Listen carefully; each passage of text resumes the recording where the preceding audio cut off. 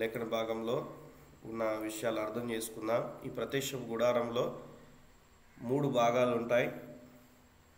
మొదటిది ఏంటంటే ఆవరణము, రెండోది పరిశుద్ధ స్థలము, మూడోది అతి పరిశుద్ధ స్థలం. ఇందులో 7 ముఖ్యమైనటువంటి ఉపకరణాలు ఉంటాయి. 7 ముఖ్యమైనటువంటి ఉపకరణాలు. 7కు బైబిల్లో చాలా ప్రత్యేకత ఉంది. ఈ యొక్క ఉన్నటువంటి విధానం బట్టి మొట్టమొదటిగా ఆవరణమును మనం చూస్తూ ఉన్నాం. అదే రీతిగా ఆవరణంలో 2 ఉపకరణాలు ఉంటున్నాయి. ఇత్తడి బలిపీఠము, గంగాలు మన విషయాన్ని మనం నేర్చుకుంటూ వచ్చాం. రెండవదిగా మనం చూస్తే పరిశుద్ధ స్థలము మనము చూస్తూ ఉన్నాం. ఈ పరిశుద్ధ స్థలములో దీపవృక్షం మనం చూస్తాం. సముఖపు రొట్టెల బల్ల, ధూపవేదికను కూడా మనం చూస్తాం. 3 విషయాలు. అతి పరిశుద్ధ స్థలంలో మందసపు పెట్టే, కరుణాపీఠము అన్న విషయాన్ని కూడా మనం చూస్తాం. ఈ 3 స్థలాలు ఉన్నాయి. ఈ 3 స్థలాల్లో ఆవరణములో ఉన్నటువంటి 2 ఉపకరణాలు, పరిశుద్ధ స్థలంలో ఉన్నటువంటి 3 ఉపకరణాలు, అతి పరిశుద్ధ స్థలంలో ఉన్నటువంటి 2 ఉపకరణాలు. ఇవి ఎప్పటికీ మనం మర్చిపోకూడదు.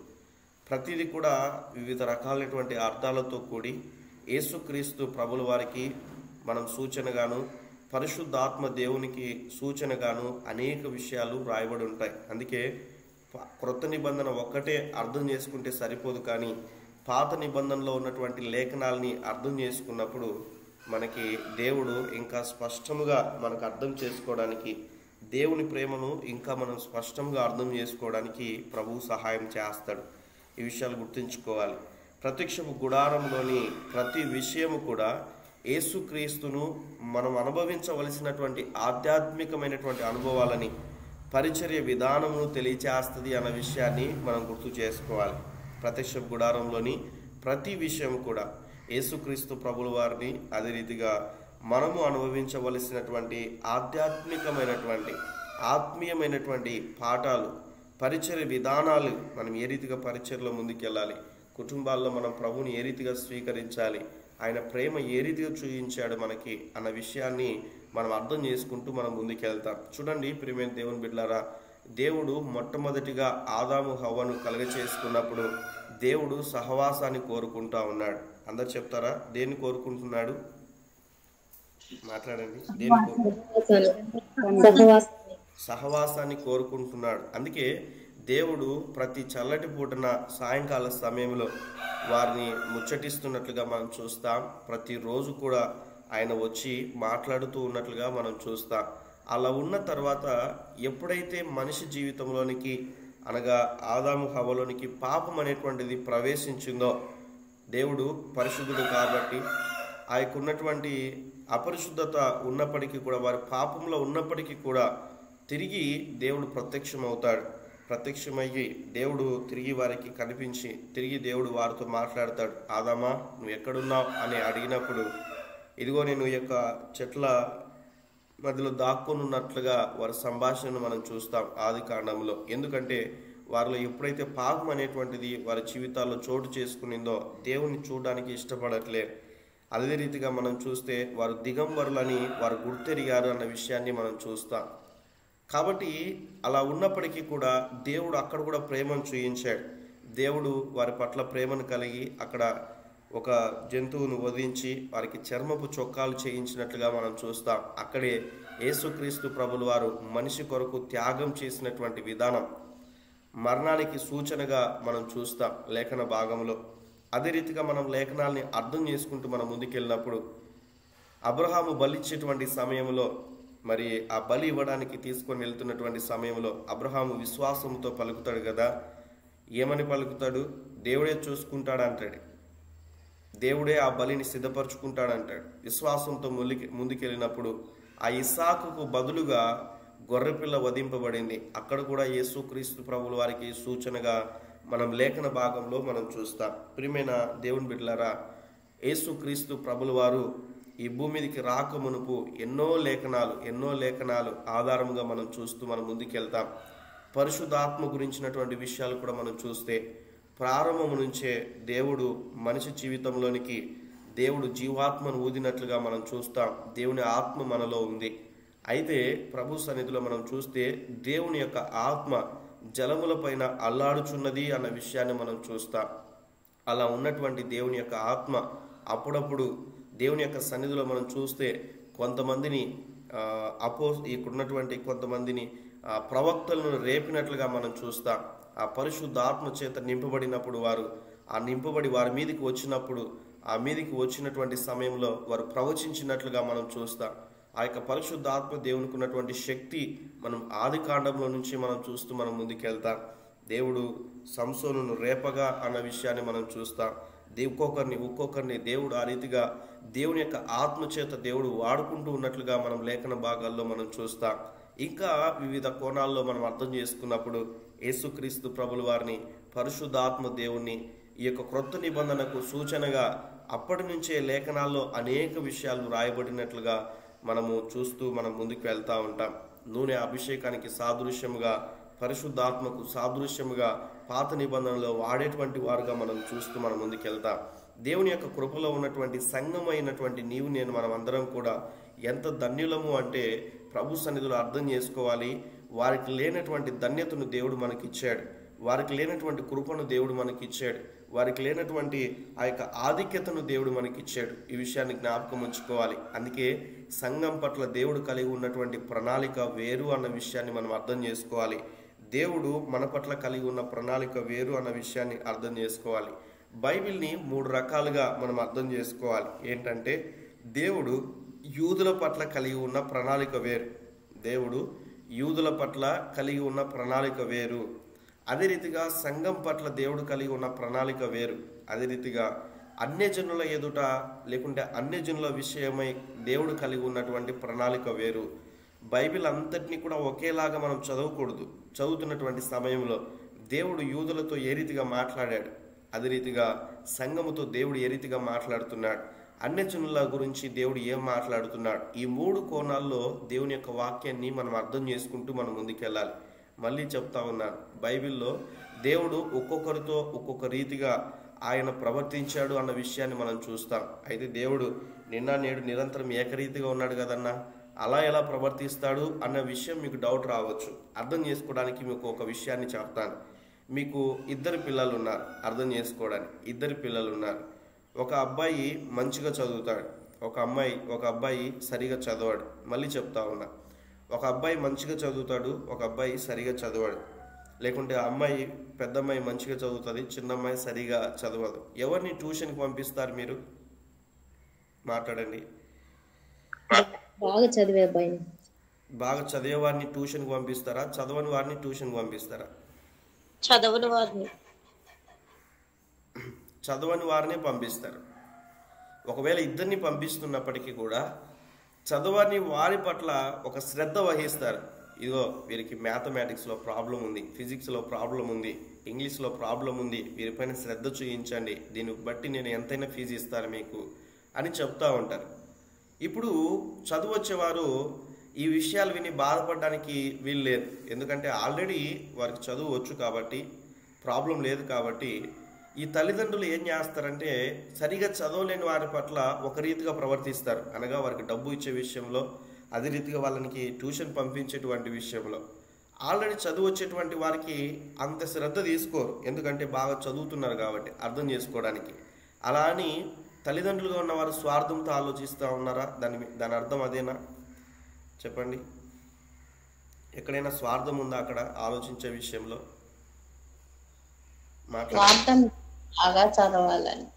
స్వార్థం అయితే లేదు, కానీ ఇరువురు కూడా ఈక్వల్గా ఉండడానికి ప్రయత్నం చేస్తూ ఉన్నారు తల్లిదండ్రులుగా ఉన్నవారు.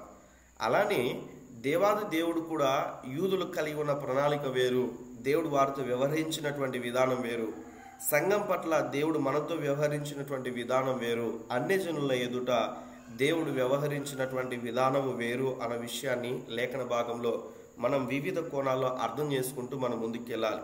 అలా కాలం గడుస్తూ ఉండగా వారు అప్పటికీ కూడా వారి దేవుని యొక్క సన్నిధిలో అలా ఉన్న విధానమును బట్టి మనం చూస్తే వారిలో పాపం ఎప్పుడైతే ఎంటర్ అయిందో వారికి అర్థమవుతుంది, మేము పాపం చేశాము అని.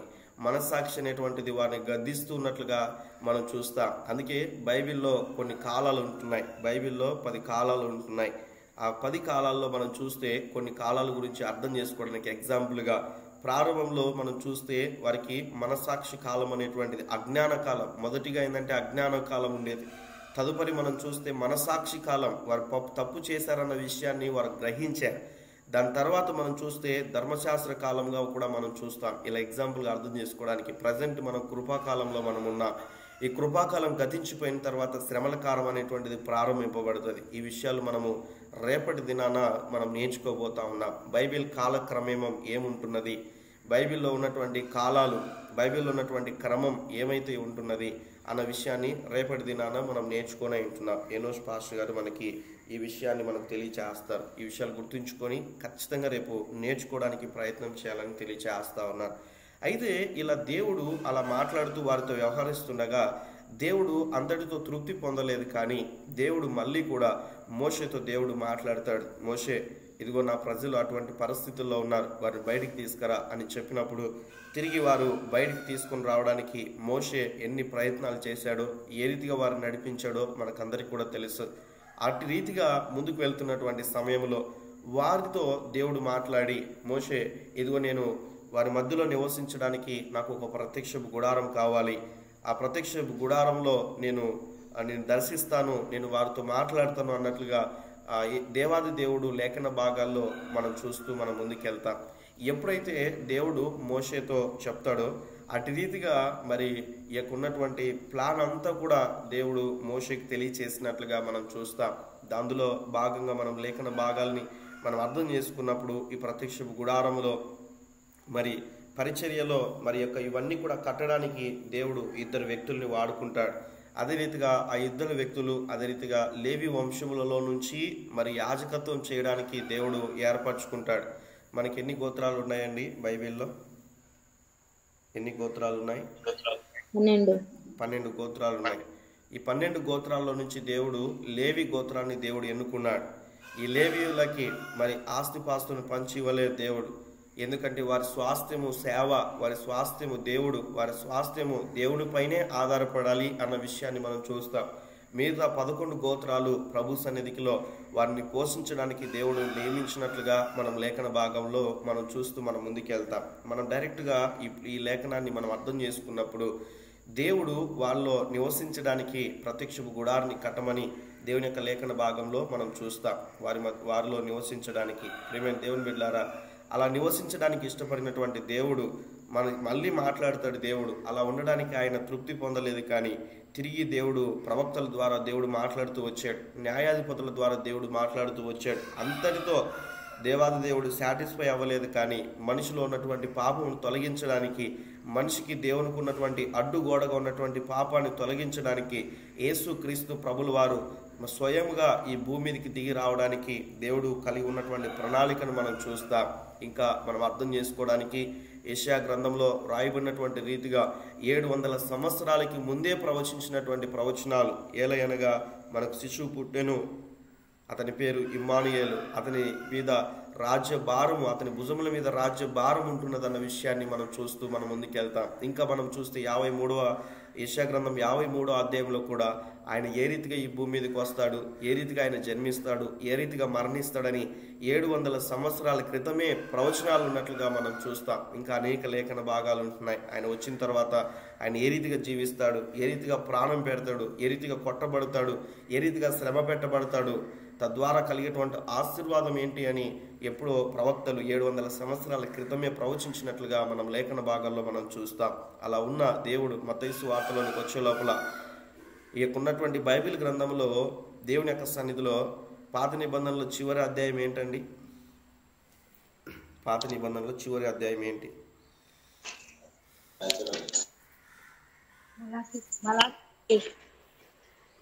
మీకనా మలాకీనా? పాత నిబంధనలో చివరి అధ్యాయం ఏంటి? గట్టిగా చెప్పాలి. మలాకి. కరెక్టేనా? కరెక్టేనా? మిగతా వారు మాట్లాడలేదు, ఇద్దరే మాట్లాడుతున్నారు. మిగతా వారు నిద్రపోతున్నారు. చెప్పండి. కరెక్టేనా? Okay, good. అయితే ఈ యొక్క ఉన్నటువంటి పాత నిబంధనలో ఉన్నటువంటి చివరి అధ్యాయంకి క్రొత్త నిబంధనలో ఉన్నటువంటి మత్తయి సువార్తకి బైబిల్లో అయితే మనకు ఒక పేజీనే గ్యాప్, కానీ హిస్టారికల్గా లేఖన భాగాల్ని అర్థం చేసుకుంటూ ఆ కాల క్రమేయాన్ని మనం అర్థం చేసుకుంటే దాదాపుగా 400 సంవత్సరాలు ఆ గ్యాప్ అనేటువంటిది ఉంటున్నదండి. 400 సంవత్సరాలు ప్రవక్తలు మాట్లాడలేరు, జ్ఞాపకం చేసుకోవాలి. దేవుని గురించి చెప్పేటువంటి వారు లేరు.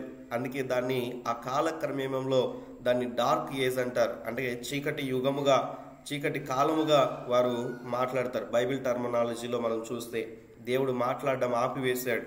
అలా ఉన్నటువంటి పరిస్థితులు బట్టి తిరిగి దేవాది దేవుడు తిరిగి భూమి మీదకి రావడానికి, యేసుక్రీస్తు ప్రభుల వారు ఈ భూమి మీదకి రావడానికి పరిశుద్ధునిగా ఈ భూమి మీద ఆయన జన్మించి మనలో నివాసం చేస్తున్నట్లుగా మనం లేఖన భాగంలో మనం చూస్తాం.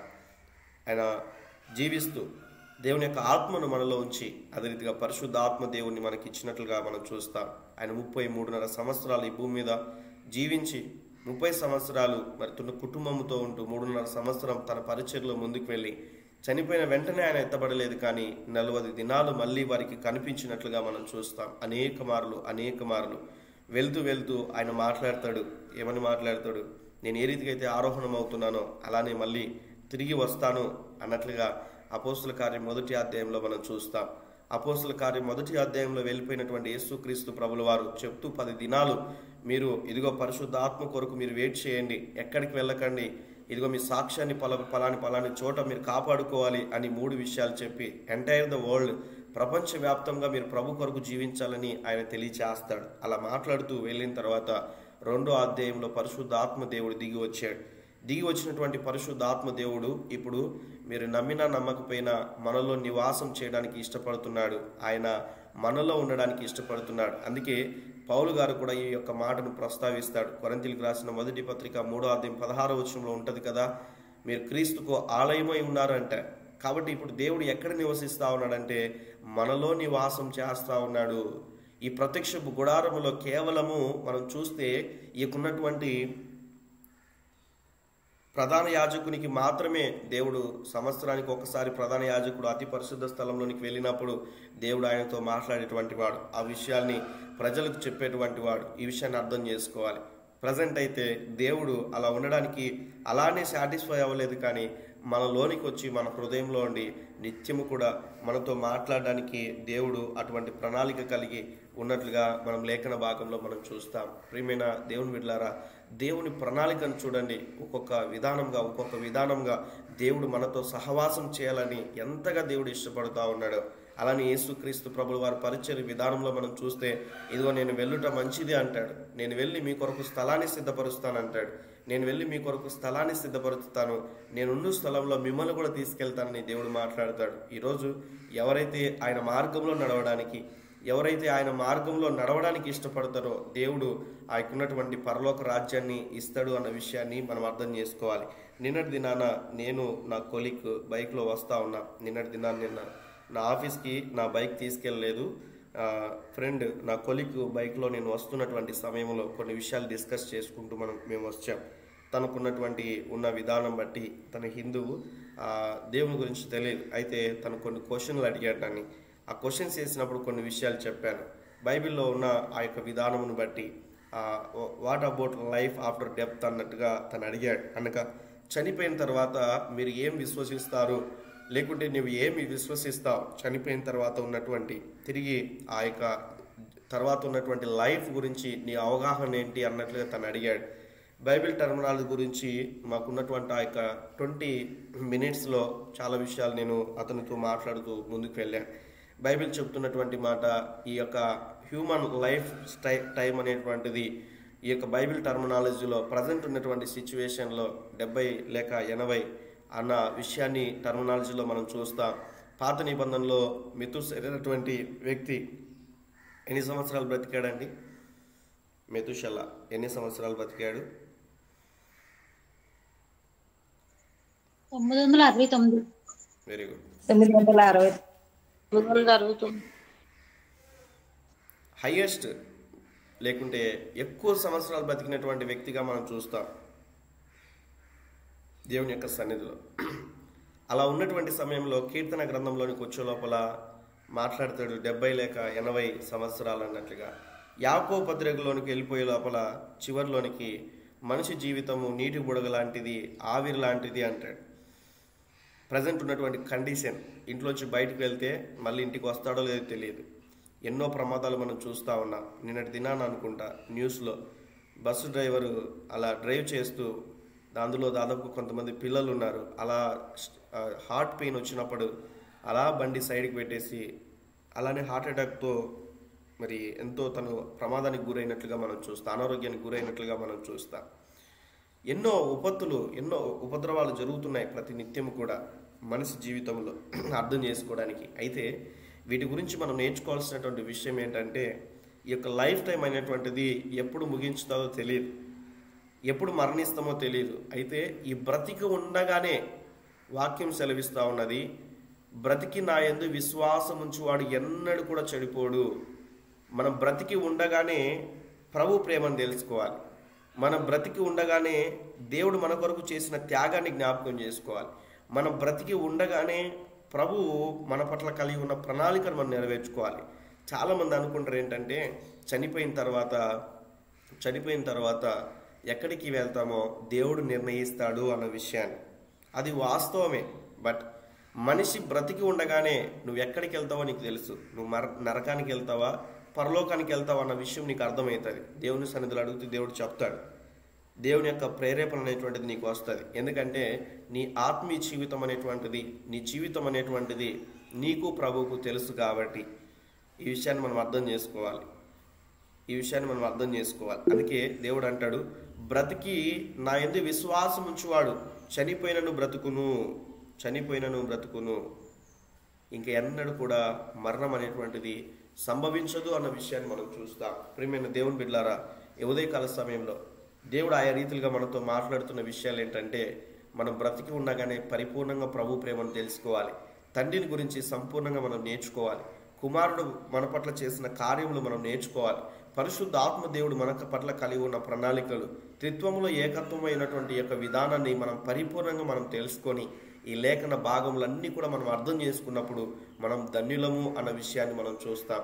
ఈ ధన్యులుగా తీర్చబడడానికి దేవుని యొక్క కృపలో మనం రాత్రింబగళ్ళు దివారాత్రము దాన్ని ధ్యానించేవాడు ధన్యుడు. అంటే సమయం ఉన్న ప్రతి సమయంలో మనం ప్రభు సన్నిధిలో వాటిని ధ్యానించాలి.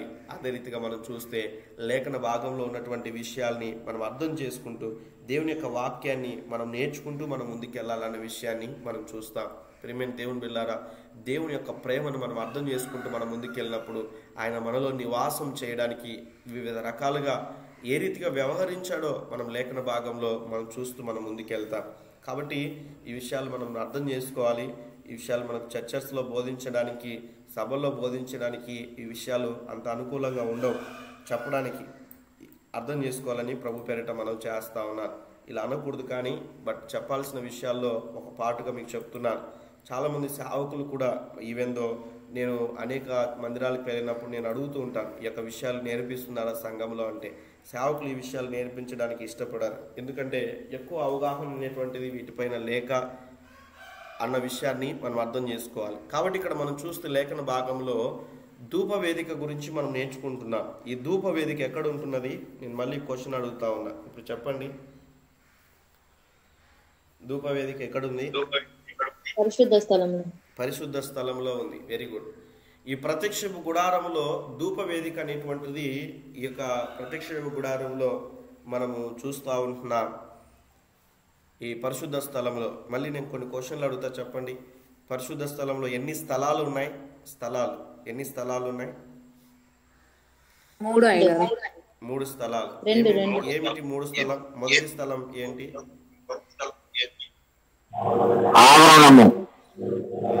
అంకుల్ మీ సౌండ్, రామారావు అంకుల్ మీ సౌండ్ ఎక్కువ అసలు మీది.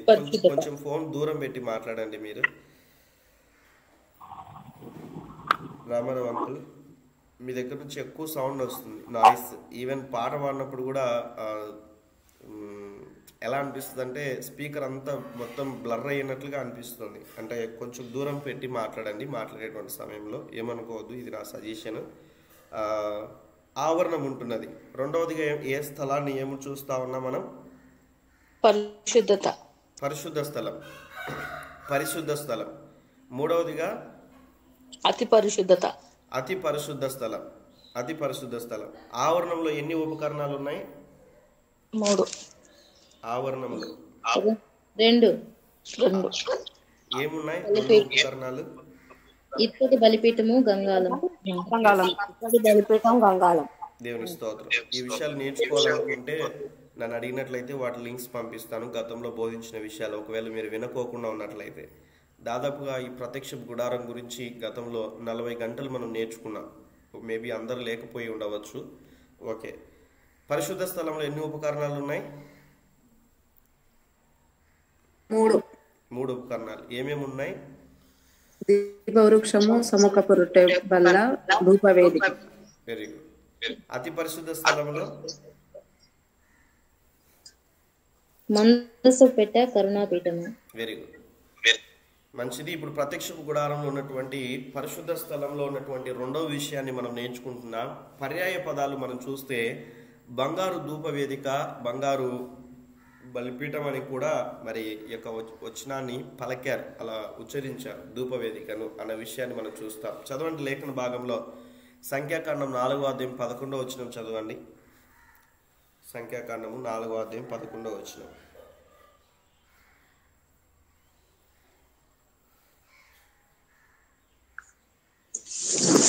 యెహోవా మానవులకు నోరిచ్చిన వాడు ఎవడు?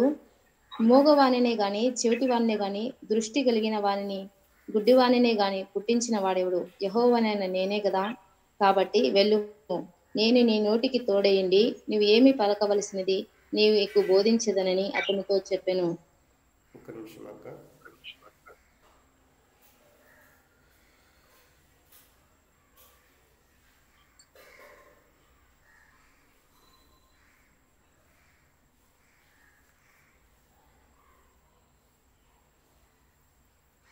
అక్క మీరు ఏ అధ్యాయం చదువుతున్నారు?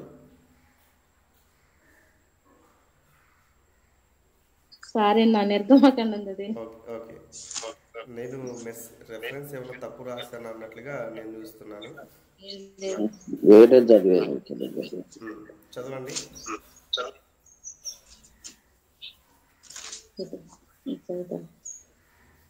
మరియు బంగారమయమైన బలిపీఠం మీద నీలి బట్టను పరిచి సముద్ర వచ్చల చర్మముతో దాన్ని కప్పి దాని మూత కర్రను దూర్చవలెను. మరియు తాము పరిశుద్ధ స్థలంలో సేవ చేయు ఆ ఉపకరణములన్నిటినీ వారు తీసుకుని నీలి బట్టలో ఉంచి సముద్ర వచ్చల చర్మంతో కప్పి వాటిని దండె మీద పెట్టవలెను. దేవుని స్తోత్రం. థ్యాంక్ యూ అక్క. నేను డైరెక్ట్గా చెప్తాను, సమయం లేదు కాబట్టి. సో ఈ ప్రత్యక్ష గుడారంలో ఉన్నటువంటి ఒక చిన్న ఏమంటారంటే దారానికి కూడా చాలా ప్రాముఖ్యత ఉందండి. చిన్న కలర్, చిన్న దారానికి కూడా చాలా ప్రాముఖ్యత ఉంది. మనకు వచ్చినాన్ని చదువుకుందాం.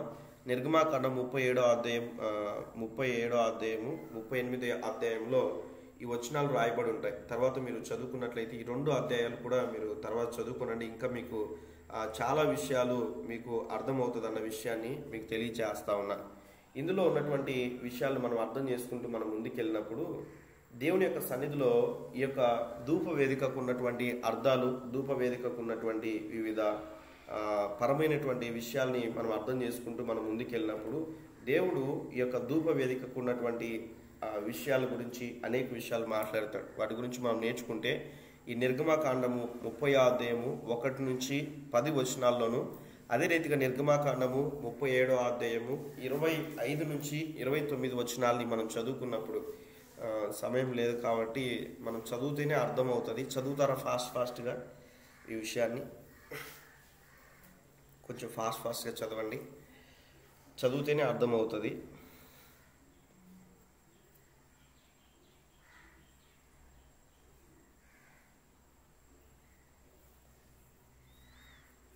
ఒకటి నుంచి 10 వచనాలు. మరియు ధూపం వేటుకు నువ్వు ఒక వేదికను చేయవలను, తుమ్మకర్రతో దాన్ని చేయవలను. దాని పొడుగు 1 మూర, దాని వెడల్పు 1 మూర. ఇది చచ్చౌకముగా నుండవలెను. దాని ఎత్తు 2 మొరలు, దాని కొమ్ములు దానితో ఏకాండమై ఉండవలెను.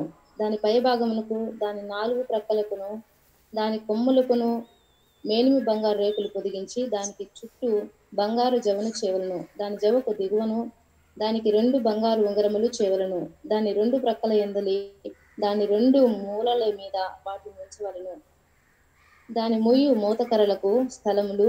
ఆ మోతకర్రలను తుమ్మకర్రతో చేసి వాటికి బంగారు రేకు పొదిగింపవలను. సాక్ష్యపు మందసము నొద్ద నుండి అడ్డతెర ఎదుట అనగా శాసనముల మీది కరుణాపీఠమున ఎదుట నీవు దాన్ని ఉంచవలను. అక్కడ నేను నిన్ను కలుసుకొందును. అహరోను ప్రతి దినము ప్రొద్దున దాని మీద పరిమళ ద్రవ్యముల ధూపం వేవలను. అతడు ప్రదీపమును చక్కపరుచునప్పుడు దాని మీద ఆ ధూపం వేవలను. మరియు సాయంకాలమందు అహరోను ప్రదీపమును వెలిగించినప్పుడు దాని మీద ధూపం వేవలను. అది మీ తరతరములకు యెహోవా సన్నిధిని నిత్యమైన ధూపము. మీరు దాని మీద అన్య ధూపమునైనను దహన బలి సంబంధమైన ద్రవ్యమైనను నైవేద్యమైనను అర్పింపకూడదు.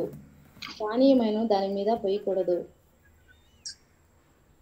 థ్యాంక్ యూ అక్క. ఈ వచనాలు కూడా చదవండి. 37వ అధ్యాయం 25 నుంచి 29 వచనాల్లో ఈ ధూపవేదిక గురించినటువంటి విషయాలు చూస్తే, ఈ యొక్క ధూపవేదిక వేసేటువంటి సమయంలో ఏ రీతిగా ధూపవేదిక వేయాలి, ఏ రీతిగా ధూపవేదిక అనేటువంటిది వేయకూడదు అనే విషయాన్ని మనం చూస్తాం. అసలు ధూపవేదిక అంటే ఏంటో కూడా మనం నేర్చుకున్నాం. ఈ వచనాలు చదివిన తర్వాత వాటి గురించి తెలియజేస్తాను. 37వ అధ్యాయం 25 నుంచి 29. మరియు అతడు తుమ్మకర్రతో ధూపవేదికను చేసెను. దాని పొడుగు మూరెడు, దాని వెడల్పు మూరెడు. అది చచ్చౌకముగా నుండెను. దాని ఎత్తు 2 మొరలు, దాని కొమ్ములు ఏకాండమైనవి. దానికి అనగా దాని కప్పునకు దాని 4 ప్రక్కలకును దాని కొమ్ములకును మేలిమి బంగారు రేకులు పొదిగించి దానికి చుట్టూ బంగారు జవను చేసెను. దాని మోయు మోతకర్రలకు స్థలముగా దానికి 2 ఉంగరములను బంగారుతో చేసి దాని 2 ప్రక్కల ఎందు దాని 2 మూలల ఎందును దాని జవకు దిగువను వాటిని వేసెను. దాని మోతకర్రలను తుమ్మకర్రతో చేసి వాటికి బంగారు రేకులు తాపెను. అతడు థ్యాంక్ యూ అక్క. ఇక్కడ మనం చూస్తే ప్రభు సన్నిధిలో మనం అర్థం చేసుకోవడానికి ఈ లేఖన భాగాల్లో మనం ప్రారంభంలో ఉన్నటువంటి ఈ బలిపీఠము చేయడానికి తుమ్మకర్రను ఉపయోగించినట్లుగా మనం చూస్తాం. అయితే ఈ తుమ్మకర్ర మానవునికి సూచనగా కూడా మనం నేర్చుకుంటూ వచ్చాం. మానవునికి సూచన అన్న విషయాన్ని నేను మీకు 5 విషయాలు చెప్పాను. ఈ తుమ్మకర్రకు ఉన్నటువంటి స్వభావాలు, అది నివాసం చేసేటువంటి స్థలాలు, దానికి ఉన్నటువంటి స్వభావం, అది నల్లగా ఉంటుందని, ఇంకా జిగురుగా ఉంటుందని, అడవిలో నివాసం చేస్తుందని, ఇలా కొన్ని విషయాలు చెప్తూ వచ్చాను. అయితే ఈ తుమ్మకర్రకి ఈ బలిపీఠముకు ఉన్నటువంటి విషయం చూస్తే, ప్రారంభంలో ఆవరణంలో ఉన్నటువంటి బలిపీఠానికి తుమ్మకర్రానికి ఇత్తడి రేకును పొదిగిస్తారు. చాలా జాగ్రత్తగా ఆలకించాలి. ఈ తుమ్మకర్రకి ఇత్తడి రేకును పొదిగిస్తారు బలిపీఠానికి. అయితే ఇక్కడ మనం ధూప వేదికకు మనం చూసినప్పుడు ఈ తుమ్మకర్రకి ఏంటంటే బంగారుతో చేసినటువంటి యొక్క రేకును అన్నట్లుగా మనం చూస్తూ ఉన్నాం అర్థం చేసుకోవడానికి. ఈ ప్రారంభంలో ఉన్నటువంటి ఈ యొక్క ఆవరణంలో ఉన్నటువంటి ఈ యొక్క తుమ్మకర్ర కనిపించుకోకుండా ఏముంటున్నదంటే ఇత్తడి ఉంటున్నది. ఇత్తడి దేనికి సూచన అంటే కృపకు, దేవుని యొక్క కృపకు సూచన. ఇత్తడి అనేటువంటిది బైబిల్లో మనం చూస్తే దేవుని యొక్క కృపకు సాదృశ్యంగా మనం చూస్తాం. అనగా లోపల ఆ తుమ్మకర్ర ఆ యొక్క కాలిపోకోకుండా ఇత్తడి అనేటువంటిది వేడిని భరిస్తుంది, శ్రమను భరిస్తుంది అన్న విషయాన్ని మనం చూస్తాం.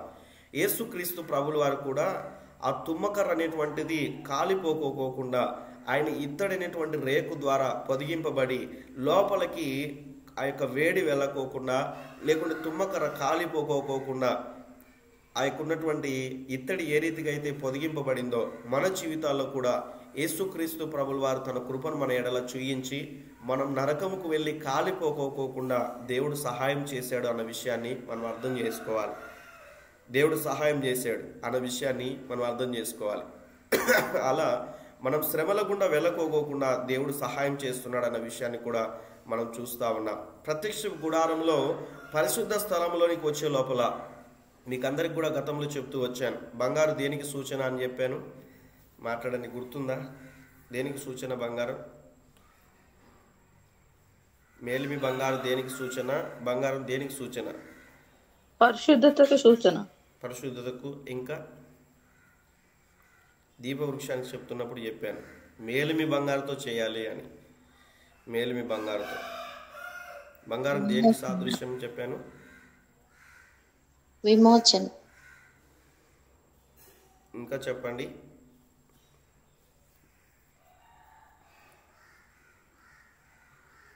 మాట్లాడాలి.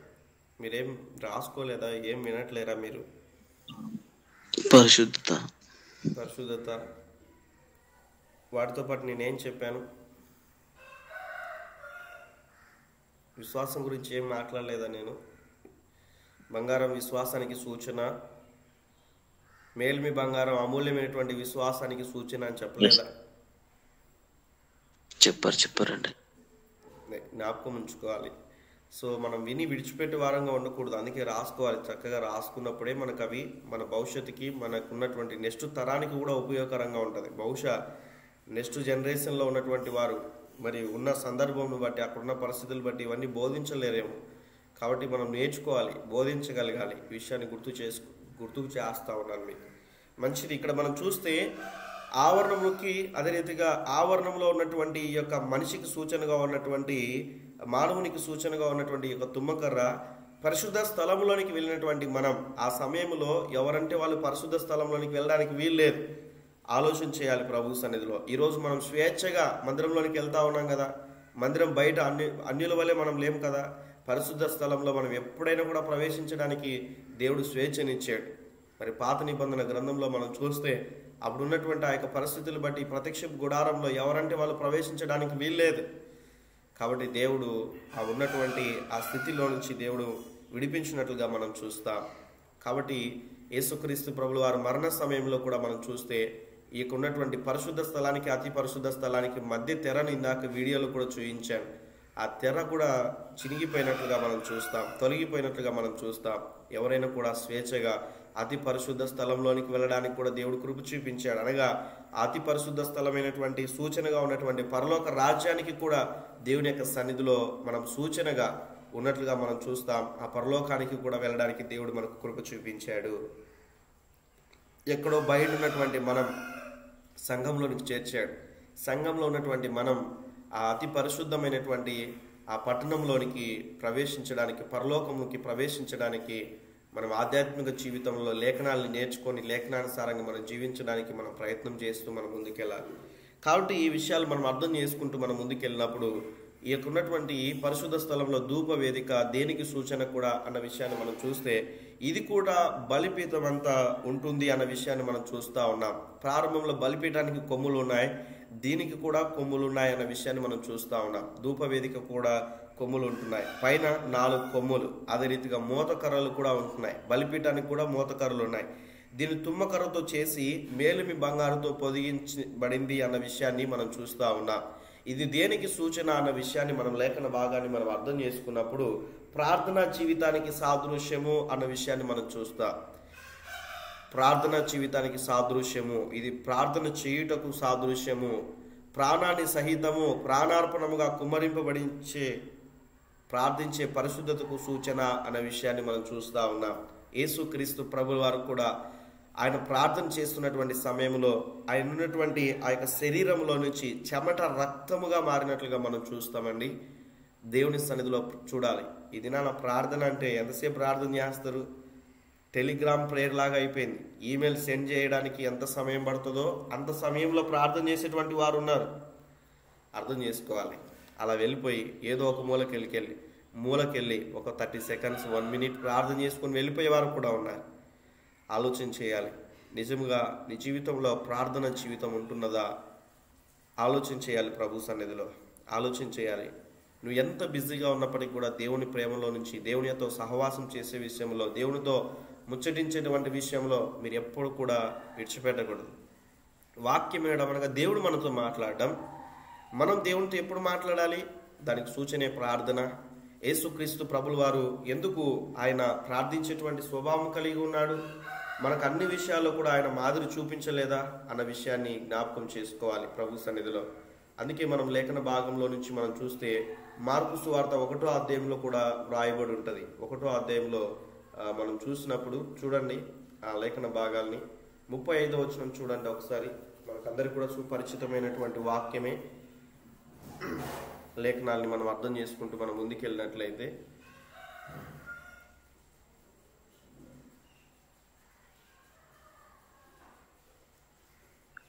మార్కు సువార్త 1:35.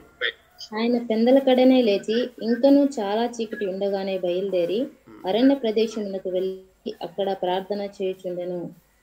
చూడండి, ఇక్కడ మనం లేఖన భాగంలో మనం చూస్తే ఆయన ఎప్పుడు లేచాడంట చెప్పండి. పెందల కడనే లేచి. మీ ఊర్లో కానీ మీ వాళ్ళు ఎవరైనా కూడా ముసలి వాళ్ళు ఉంటారు చూడండి, వాళ్ళని అడగండి పెందల కడ అంటే ఎంత టైం అని.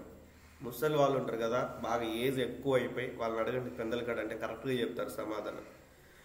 పెందల కడ అర్లీ మార్నింగ్ అనే విషయాన్ని మనం చూడాలి. అర్లీ మార్నింగ్ ఇక్కడ మనం చూస్తే in the morning rising up a great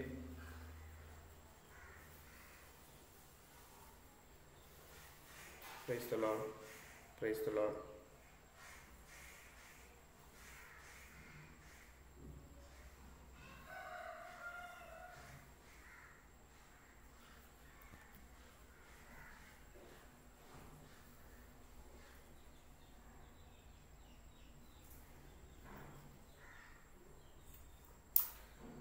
praise the Lord. నా వాయిస్ వినిపిస్తుందా అండి? Praise the Lord.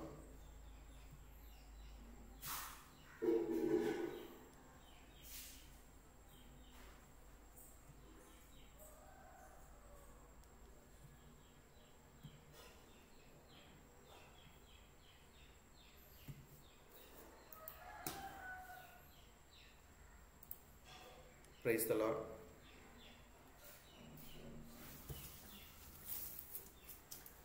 Praise the lord.